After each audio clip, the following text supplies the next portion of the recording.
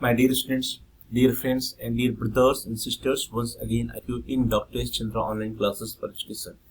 मेरे प्रिय विद्यार्थियों, प्यारे भाइयों बहनों, प्यारे साथियों, प्यारे मित्रों, मैं आप सभी लोगों का एक बार फिर से doctor S Chandra online classes for education में स्वागत करता हूं। आप सभी लोगों का हार्दिक स्वागत है, हार्दिक अभिनंदन।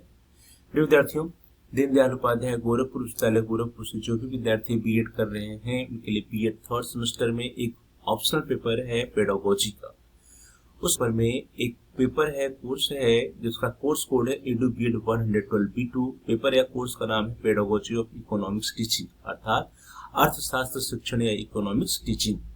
डियर स्टूडेंट्स, सत्र 2025-26 में जो भी विद्यार्थी बीएड थर्ड सेमेस्टर में थे उनके लिए इस कोर्स का एग्जाम, इस पेपर का एग्जाम 13 दिसंबर 2025 को संपन्न हुआ था। आज की इस क्लास में, इस वीडियो में हम लोग देखेंगे कि 13 दिसंबर 2025 को जो क्वेश्चन पेपर आया था इकोनॉमिक्स टीचिंग का, उस क्वेश्चन पेपर में कौन कौन से प्रश्न परीक्षार्थियों से पूछे गए।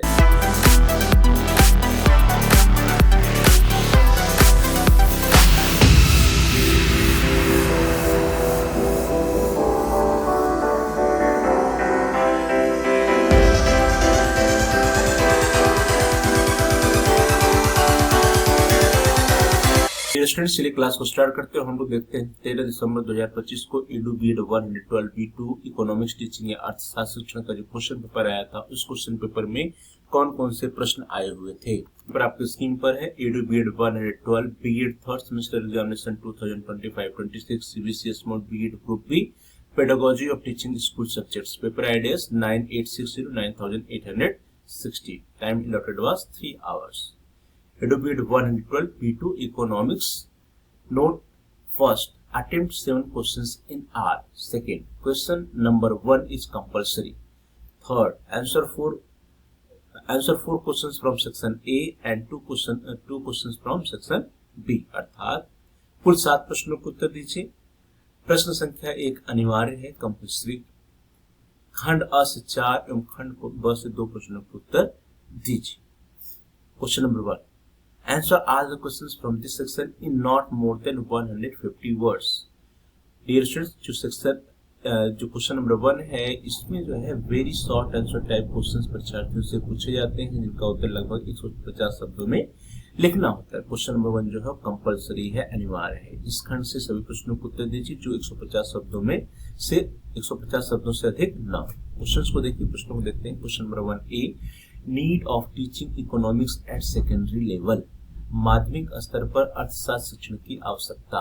B, inductive and deductive methods of teaching in economics. अर्थशास्त्र में आगमन एवं निगमन शिक्षण विधियां।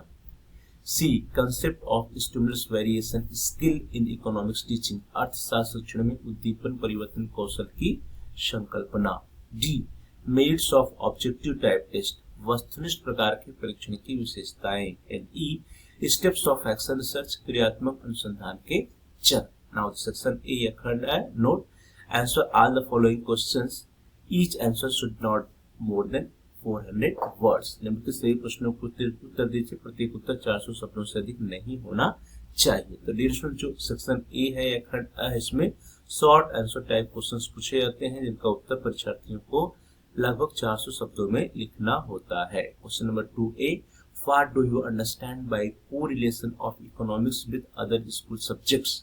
How economics is correlated to geography and commerce. अर्थात अन्य विद्यालय विषयों के साथ अर्थशास्त्र के सहसंबंध से आप क्या समझते हैं? अर्थशास्त्र कैसे भूगोल और वाणिज्य से संबंधित है? और या अथवा B, describe the need and importance of micro teaching. सूक्ष्म शिक्षण की आवश्यकता एवं महत्व का वर्णन कीजिए। Question number 3A, discuss the important teaching techniques of economics. अर्थशास्त्र की प्रमुख शिक्षण तकनीकों का विवेचन कीजिए। और या अथवा B, prepare an introduction skill plan with appropriate components. अर्थात उपयुक्त घटकों के साथ एक पाठ्य प्रस्तावना कौशल योजना तैयार कीजिए। इसमें आपको एक माइक्रो लेसन प्लान बनाने हैं इंट्रोडक्शन स्किल पे या प्रस्तावना कौशल पे।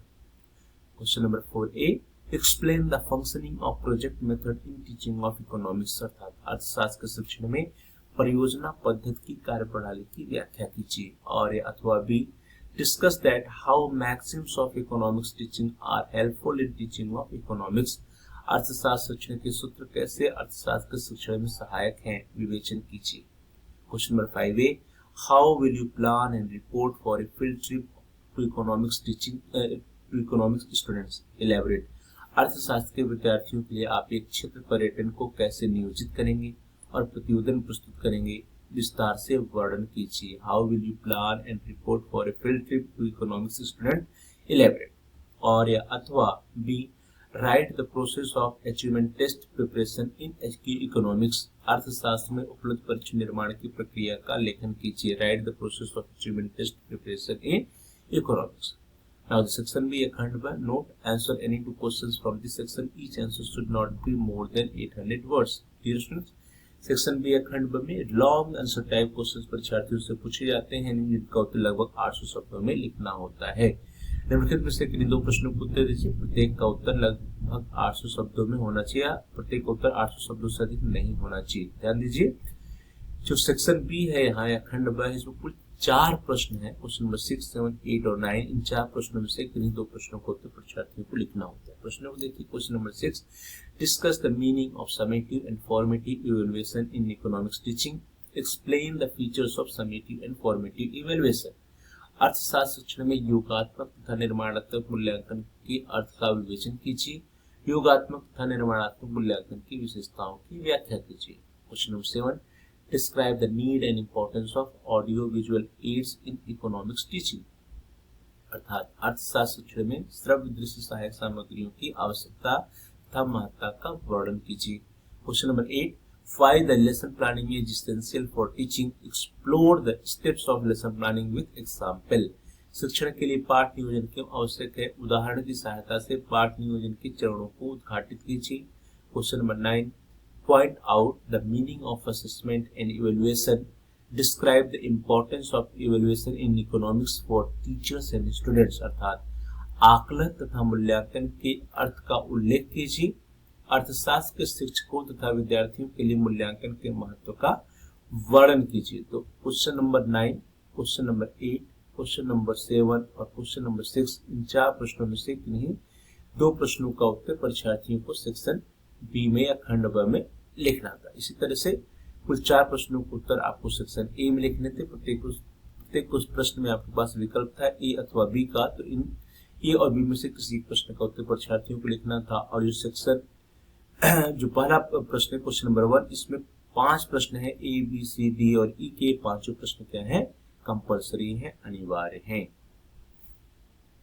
डियर स्टूडेंट्स, इस तरह से हम लोगों ने देखा कि 13 दिसंबर 2025 को जो क्वेश्चन पेपर आया था पेडागोजी ऑफ इकोनॉमिक्स टीचिंग या अर्थशास्त्र शिक्षण का, उस क्वेश्चन पेपर में कौन कौन से प्रश्न परीक्षार्थियों से पूछे गए थे। प्रिय विद्यार्थियों, ये सभी प्रश्न जो है उन विद्यार्थियों की दृष्टि से बहुत ही महत्वपूर्ण है जो आने वाले समय में आने वाले सेशंस में इकोनॉमिक्स टीचिंग का चयन करेंगे, इस कोर्स या इस पेपर के एग्जाम में बैठेंगे। उनके लिए ये सभी प्रश्न बहुत ही महत्वपूर्ण है, इंपॉर्टेंट है, क्योंकि ये प्रश्न आने वाले सेशंस के एग्जाम में फिर से इस क्वेश्चन पेपर में रिपीट हो सकते हैं, आ सकती है। इसलिए सभी प्रश्नों की तैयारी अब बहुत ही अच्छे ढंग से कर लीजिएगा। आप सभी लोगों का बहुत बहुत धन्यवाद। Thanks for watching, thanks to all of you. Dear students, please like, share and comment on the video. आप इस वीडियो को लाइक करिए, इस वीडियो को अधिक से अधिक अपने फ्रेंड सर्किल में शेयर कीजिए, और साथ ही साथ यदि आपका कोई सुझाव है तो आप कमेंट्स भी कर सकते हैं।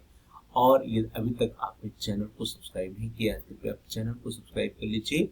जहां सब्सक्राइब लिखा है उसके बगल में एक बेल का आइकन है, उस बेल के आइकन को टच कीजिए, प्रेस कीजिए। उसको प्रेस करने पर कुछ ऑप्शंस आते हैं, उसमें से आप ऑल के ऑप्शन को सेलेक्ट कर लीजिए। इससे ये होगा कि आपके कोर्स रिलेटेड जितने नए वीडियोस होंगे उनकी सूचना नोटिफिकेशन आपको समय से मिल जाएगा और आपका कोई भी वीडियो मिस नहीं होगा। तो dear students, please like, share and comment on the video, also subscribe the channel and press the bell icon. आप सभी लोगों का बहुत बहुत धन्यवाद। Thanks for watching, thanks to all of you.